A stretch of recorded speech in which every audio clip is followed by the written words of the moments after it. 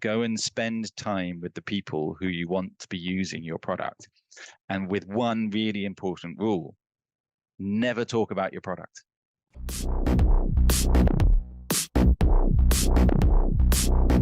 Hello, welcome to another episode of Test, Optimize, and Scale.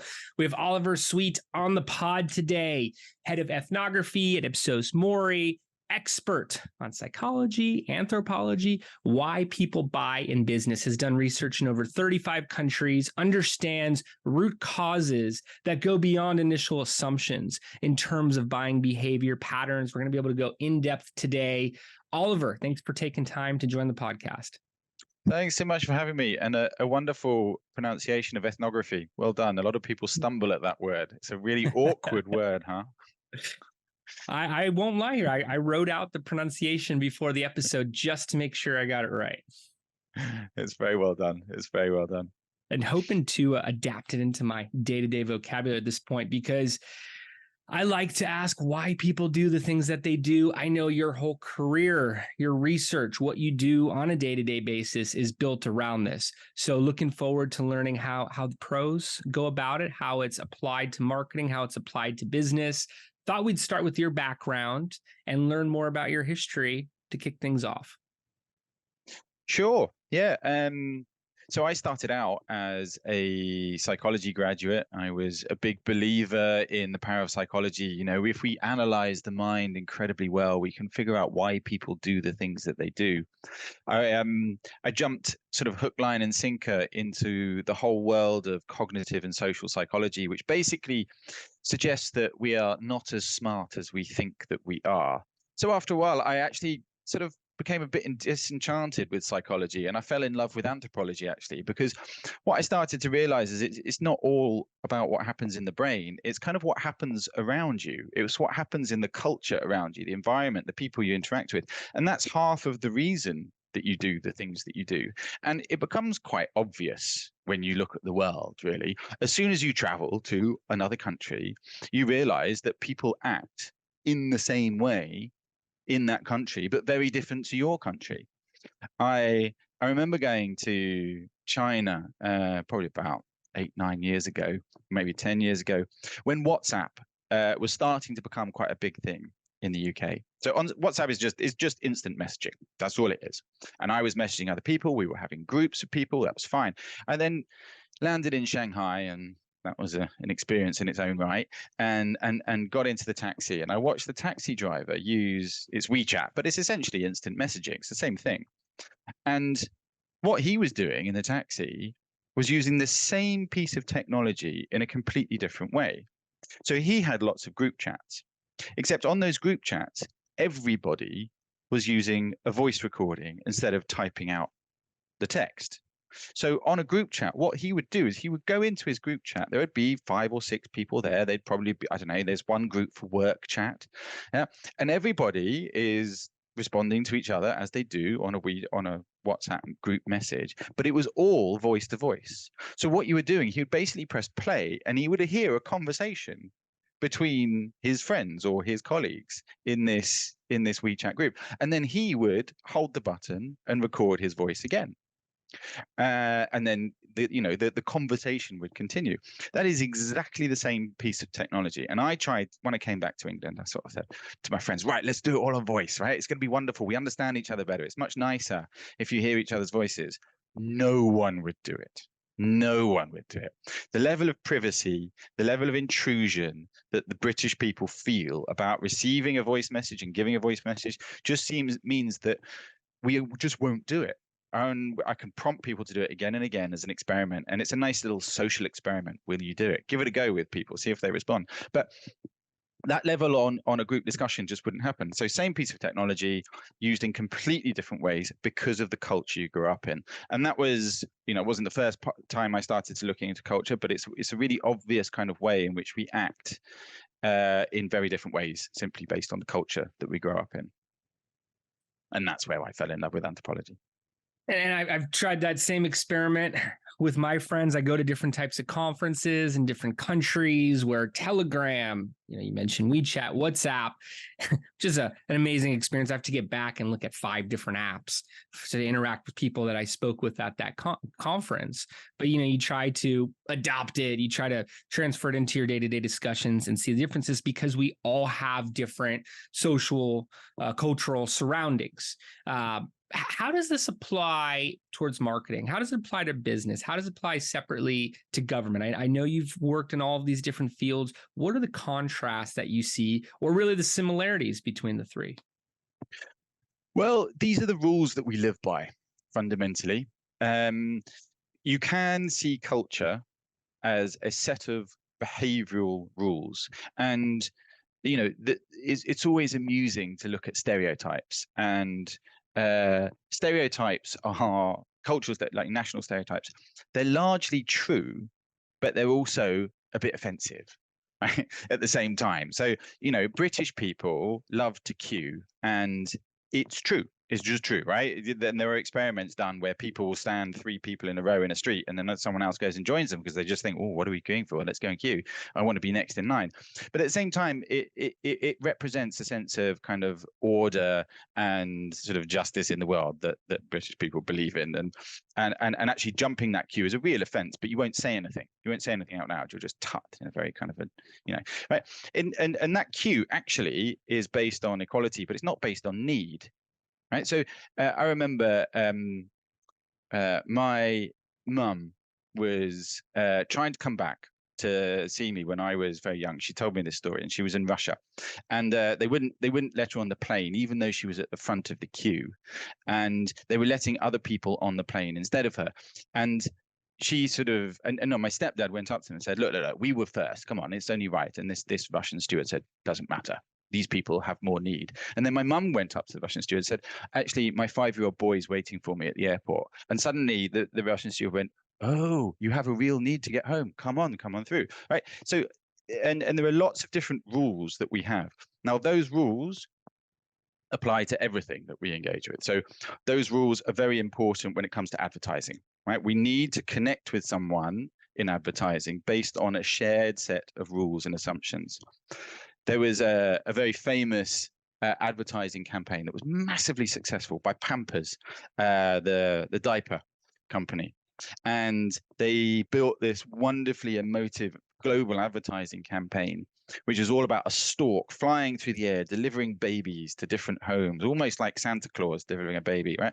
And it goes into this wonderful kind of fairy tale story of storks sort of delivering a safe baby in this sort of wonderful sheet. And the advertising, they spent a lot of money on this, and they tailored it to different countries. And in Japan, it completely and utterly bombed. Nobody liked it. They thought it was rubbish, and they didn't know why. So they went and tried to understand the cultural rules in Japan, and they realized that this fairy tale doesn't exist in Japan, that babies come from storks. In Japan, a baby comes out of a giant peach. So the story is that the peach flows down the river, and it finds a place to stop, and then someone comes and cuts the peach open and a baby appears, and there's all this mythology around it, and this mythology is our shared understanding, and it's our shared knowledge. So it applies everything. It applies to advertising in so many different ways. So the big kind of mythology idea, but also different colors and different levels of detail. So, for instance, again, in Japan, on a product, they really want to see lots and lots of detail. So put lots of information on your pack. Tell people exactly what it's made of, what's in it. If you put that same pack in the UK, people just look at it and go, ugh, I don't want to read that. That's like cognitive headache for me. But in Japan, they actually really love it, and they dive in, and it's really interesting. So we have so many different rules. And when I work with the private sector and marketing clients, when it comes to advertising, when it comes to designing your product, designing your pack, all of those cultural rules are really, really important, because we use the same products in very, very different ways in different countries. So that's a kind of marketing side of life. In public policy, we work with governments quite a lot, and with the UK government, for example, essentially we're always looking at what the subcultures are. We did a piece of work for Public Health England, who are there to try and improve the public health of the UK, obviously. And one of the things they wanted to do was help parents with healthy eating choices for their children. So they came out with a campaign that said, if your child is obese by the time they are 6 years old, their life chances will be reduced by X, Y, and Z. Right? It was a bit scary, but they wanted to tell people the facts. These were scientific facts. Parents saw this campaign and went, ugh. And they went, I don't want to hear that. You're basically telling me that I'm killing my child. That's essentially what they were hearing. They were going, you're saying that I'm a bad parent.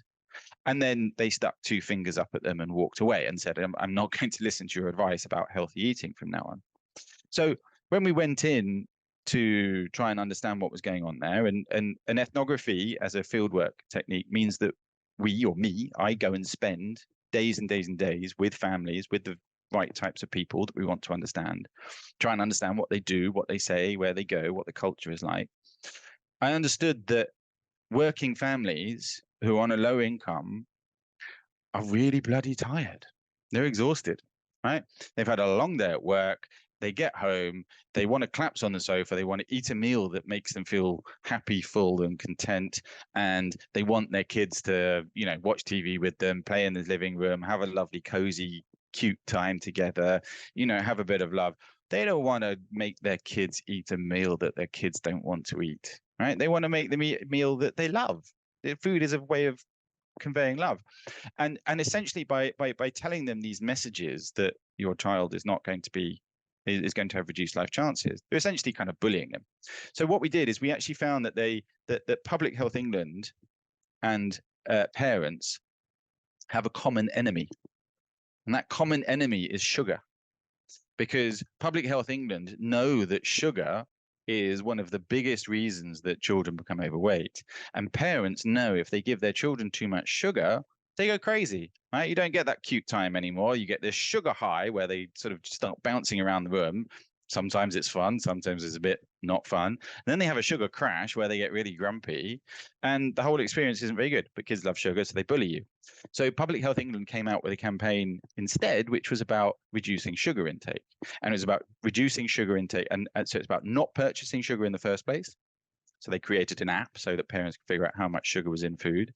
They came up with lots of communications around why sugar is bad and how you can have natural sugar, and that's much better. And they also went in through schools to try and educate children through schools as well. And that campaign, parents loved, right? That was a great campaign. And they cut the sugar intake by 1/3 in 3 years in the UK by identifying what common enemy is. So by understanding the way people live, we can really try and figure out what the strategy is for public policy as well. And how does it differ within local regions of any of these countries? Hearing about Japan and overall messaging, I could tell you here in the US, we have to be very careful when looking at target audience personas and really understanding where they go online.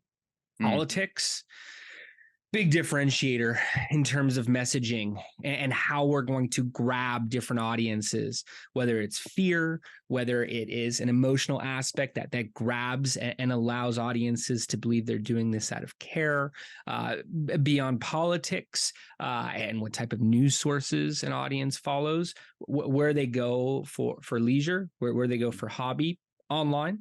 So if I'm speaking to someone who's reading all of the parenting blogs, parenting websites, and I'm using that type of voice, and there's different voices within parenting, of course, or if I'm speaking to someone who is following an extreme sport, adrenaline, even if they're the same age group, even if it's designed for someone in their 30s, their 40s, the interests play a large role in how we determine messaging for a given audience persona. What can you say about the culture of different interest groups and how that plays an aspect of what you're putting together for marketing or for business, for consumers or citizens, beyond just a larger geo target? It's a really, really important question, and there is no clear answer on it, but there are various different ways of looking at it. So first and foremost, one of the things that we don't want to look at is age and demographics anymore. These things are poor proxies for actually understanding, as you said, interest groups. There's an entertaining exercise of, I want you to think of a man who lives in a castle. He's British. He was born in 1946. He's been married twice. He's very famous. Everyone in the UK knows him. I think that's about the description of him. I don't know if you came up with King Charles as a possibility. Maybe you did. King Charles could also be described as Ozzy Osbourne based on those demographics as well. So what we're saying is that the age and wealth and experience, that's not a very good proxy for your target and for your messaging. Instead, what you're pointing towards is essentially interest groups, which is largely based on values. So what do people care about in life? And politics has really led the way in terms of trying to segment people by values. So for instance, you go back to King Charles and Ozzy Osbourne again, one of their values is respect for authority. Suddenly they're in very different camps, aren't they? Right? So you can start to see people's values quite quickly, and therefore you see what matters to them the most. So a big value divide, if you like, in politics, in the UK certainly, and I'm pretty sure in the US as well, is, do you think the past is better than the present, or do you think the future will be better than now? And that really tapped into do you think the past is better than the present, really tapped into a slightly rebellious nature of the system has let me down. They have, in the UK, we've had a lot of migrants that have undermined the workforce in different parts of the country, which has meant that I can't earn a wage anymore as much as I used to be able to. And I really want to change, right? I really want to change. If you think the future is going to be better than the present, then arguably you're going to bank on the current institutions to help you get there. That was fundamentally a huge divide during our Brexit vote and our Brexit debate. And we didn't vote for Brexit. We voted for whether the past was better or the future was better, largely because we voted on our values. Now, and you can break down those values even further using psychology. And there are some fantastic tools in psychology that will help you segment those groups into, 4, 5, 6 different groups. And you can kind of figure out which groups will respond to a certain message and which ones will respond to a different message. So, within those psychological breakdowns, you can have like motivations, essentially like control and recognition, or you can have motivations on a different scale, which are much more about vitality, enjoyment, and togetherness, right? Those you can create a message that works for those 2 different camps. Now, and that's based on psychology. I have a slight hope in that if we start to look at bigger values that anthropology can help you find, like connection with your family, or creating a peaceful society, or things that actually, I think family is a huge one, and family people tap into this, but also the desire to overcome inequality, for example. These kinds of values, if you can get those right, as we did with Public Health England and sugar, right, you can find a common enemy that actually unites pretty much everyone.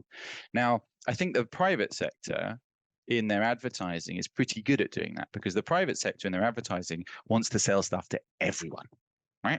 Absolutely everyone.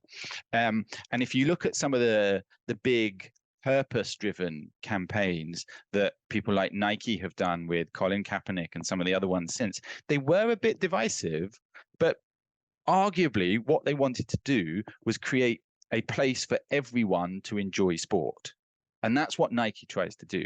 And Nike tries to, just do it as an idea, means that anybody can have a go. It doesn't matter whether you've only just started running and you're 46 and it's your first pair of running shoes, or whether, you want to be the best athlete out there, right? It's kind of a value that tries to unite everyone. Therefore, everybody can buy a Nike. In politics, politics thrives off a division.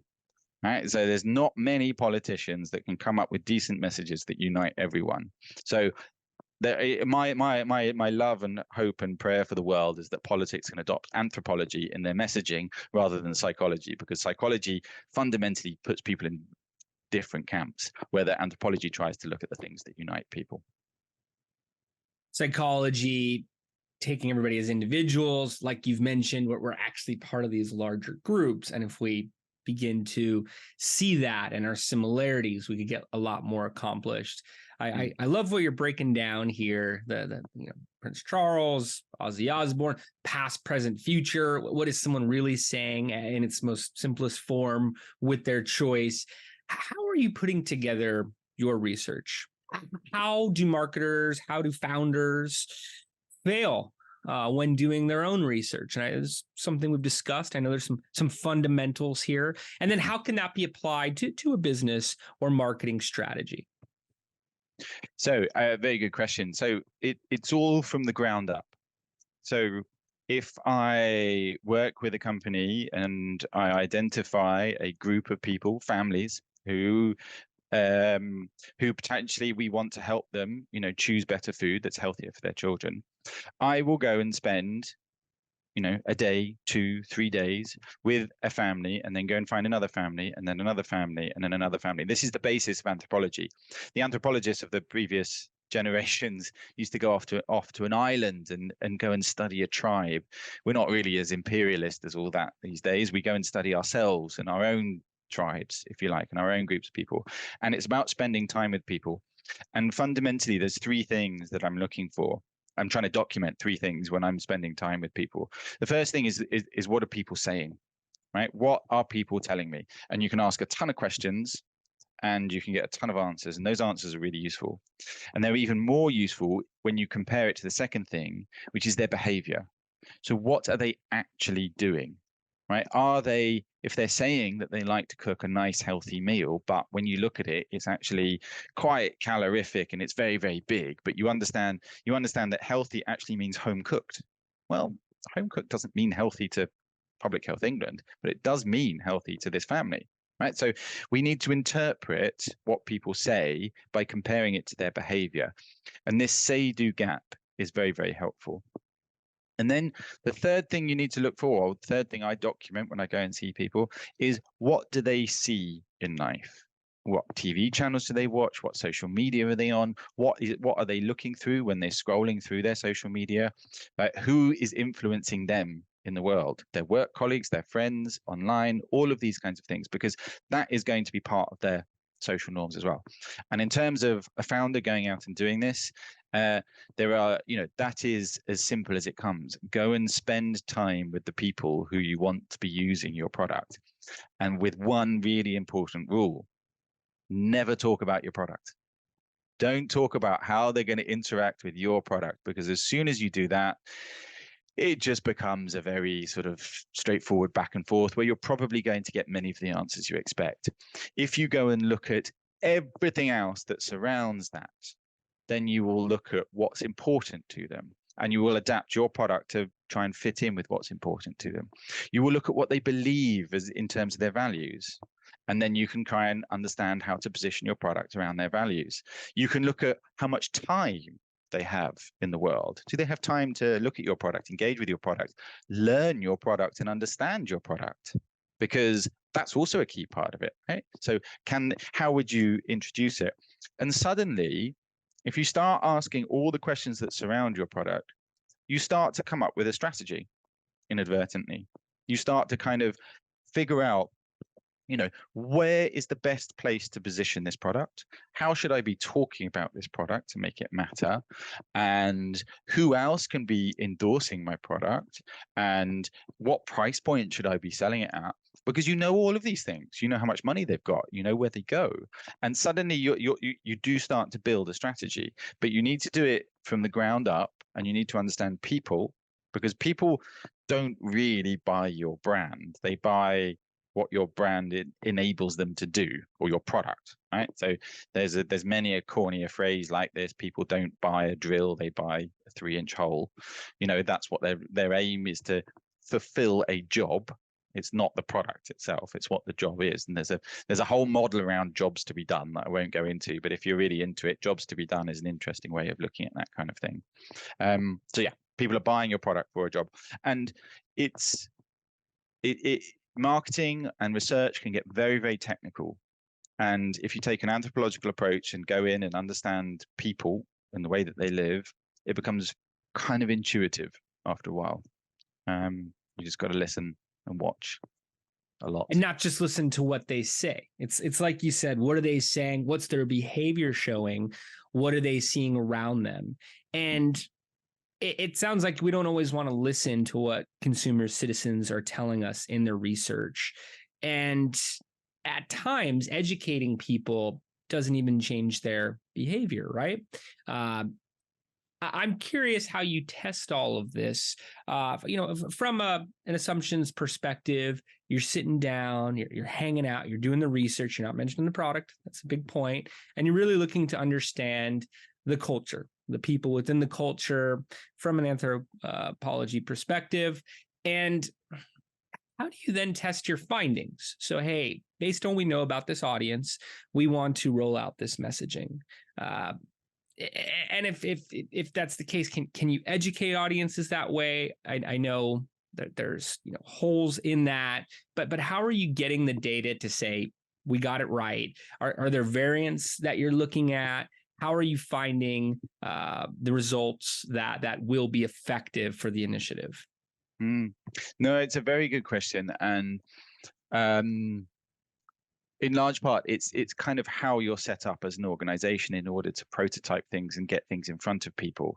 I did a piece of work about 8 years ago with Pedigree. They're owned by Mars as a company, and Pedigree sell and it was actually Pedigree and Whiskers and a few other kind of brands within there, Royal Canin and others. And they make pet food, really good pet food, right? Their pet food is really good for pets. Nutritionally, it's the best thing that they can eat, right? If you look at it, if you have a pet, but whenever I've had pets, I've looked at the food and I don't much like the look of it. It doesn't look very nice. It smells horrible. It looks like dry biscuits or some kind of ugly wet jelly stuff. It just does not look nice at all. But that is the best thing that they can eat. And in the UK and the US and many other countries, we bought into that over years and years and years of marketing and advertising. And in places like Brazil and India and China, they don't buy into that because it doesn't look like food to them.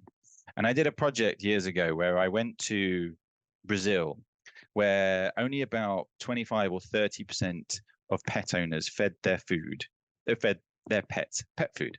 The rest of it was human food. And, the assumption was that they just give them scraps off the table that they didn't eat and they put it in a bowl and the dog and the cat eats that.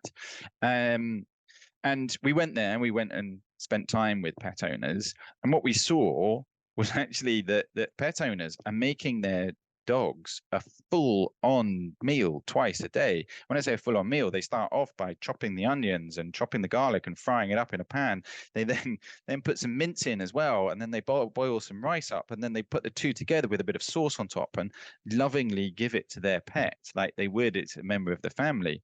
So when we say our pet is a member of the family, doesn't mean anything compared to someone in Brazil whose pet is really part of the family, because they give their food with love. Now, onions and garlic, really bad for dogs, right? And therefore bad for you because their digestion is awful, and what happens then? They get bad breath and everything else. And so what we said is to these pet owners, is said, look, you can do it for half the price, and you can give them a much better diet if you give them these big bags of dry kibble. So we went back to Mars and said, let's do an education program. Let's go and teach them how much better life could be for their dogs if we give them dry kibble instead. And we gave them all for free an enormous bag of dry kibble. And we went back to them 2 weeks later. Some of them hadn't even opened it. Some of the others, they'd opened it a bit, but they weren't really interested in it at all because it didn't represent food to them. So instead, we went to that group and said, okay, how about you want to save some money how about you use this small wet pouch of meat that costs half the price of the mince that you're buying from the butcher, and you can still make the rice, you can still make the sauce, okay? And that will be better for you. And they lapped it up, right? So all we did in terms of testing was just give them a particular product and say, go and use it. First product, they didn't use it at all. Second product, they used it within their current routine. So they didn't have to change very much at all. They just used a different product and just inserted it instead of mince. So we went back to them again, to our client Mars, and said, this works. And they said, great. So how do we sell more of that? And we said, well, where do they buy it? Well, they can only buy it in the supermarket, but they don't go down the pet food aisle. They don't go down that aisle because they don't buy pet food, so they're not going to go down there. So we need to move the pet food into the fresh fruit and veg aisle. So instead of selling that small wet pouch down an aisle that nobody goes down, they put that product and that product alone next to the apples in the fresh fruit and veg aisle in the supermarket on a little stand.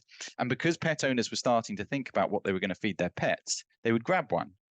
And again, it's fairly agile. You just make a stand, you get the supermarket to put it in place. If it increases sales, then the supermarket will keep it there. Fairly straightforward to do. They started to roll that out to more and more supermarkets, more and more sold, and that led to an increase of $10 million in sales in the first year, simply by being quite agile and following what the results were, pushing and testing the whole way through. And it's all about, keeping the research running. If you're constantly in touch with the same people, you can test little things, pop it into their life, see if they like it or not. They'll tell you whether they're going to adopt something or not.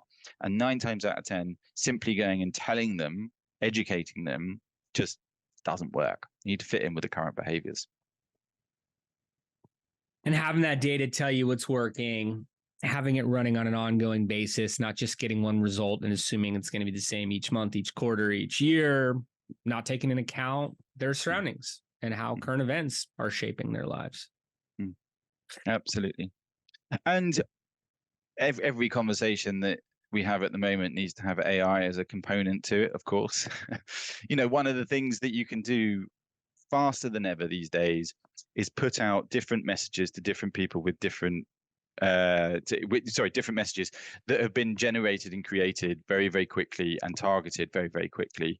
And you can see click-through rates on social media adverts. You can see through surveys as well, you can generate tons of different concept ideas, and you can send that out in a survey and see which ones people click on more regularly and more quickly, and you can get a test result back from that. Again, then you can optimize it, improve some of the wording, improve some of the imagery, and then you know roughly what your advert should be conveying before you start putting anything out there, or the premise behind your product. Those kinds of things can all happen quite quickly these days. Sure. And you talked about some great ways to test. You're bringing up optimization here. Maybe we could speak about that a little bit further. Because I work with founders, the success rates of startups are not great. And I find how those pivots takes place, how those optimizations, whether it's around product innovation, I know you've done a lot of work there, whether it's around the marketing, messaging, the creative, or down the funnel, the calls to action that are taking place.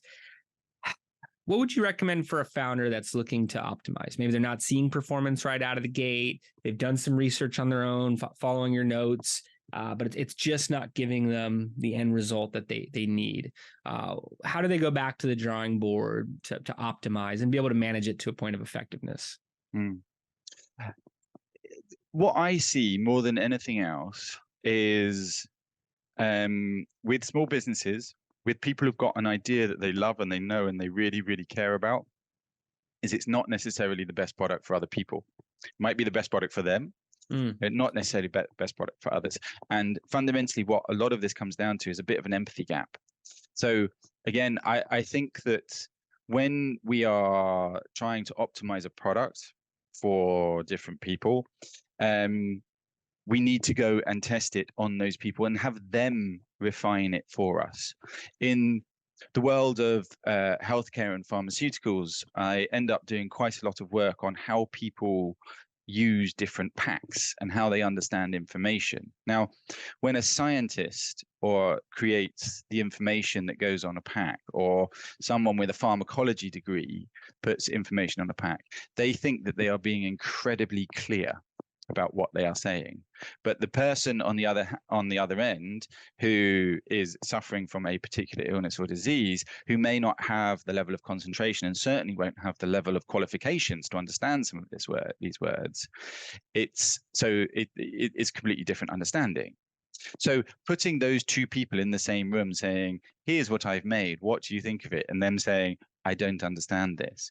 Or if people have a physical condition as well, can you literally pop these pills out of a blister pack? Can you undo this bottle?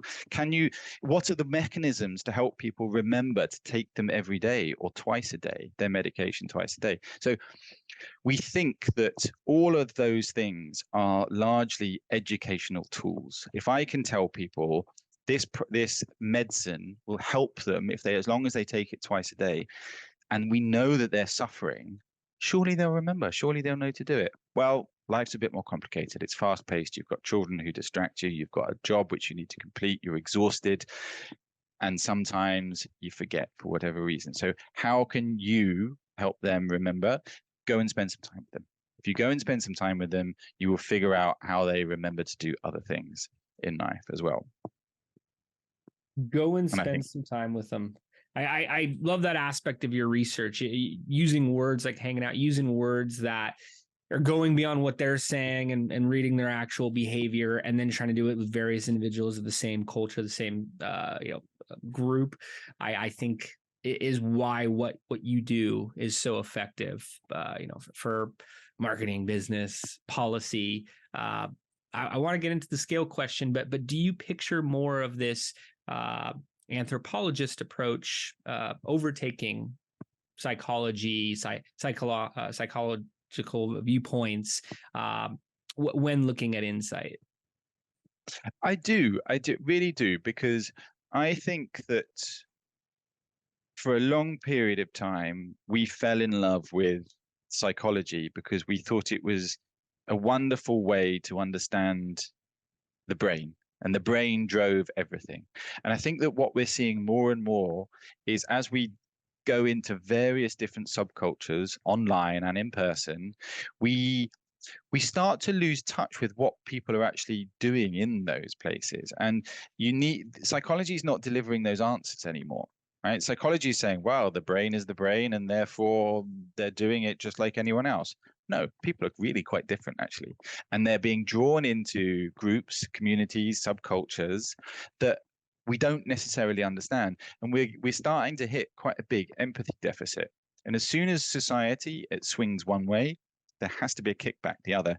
And I see a call for anthropologists in all of these big organizations, in government, getting stronger and stronger and stronger.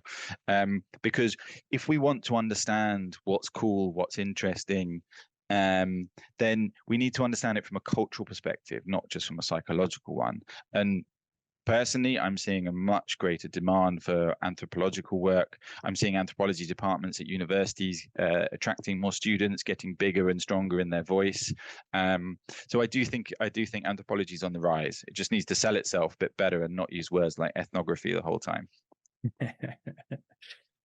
Sure. It's not that difficult a word. We can absorb it here.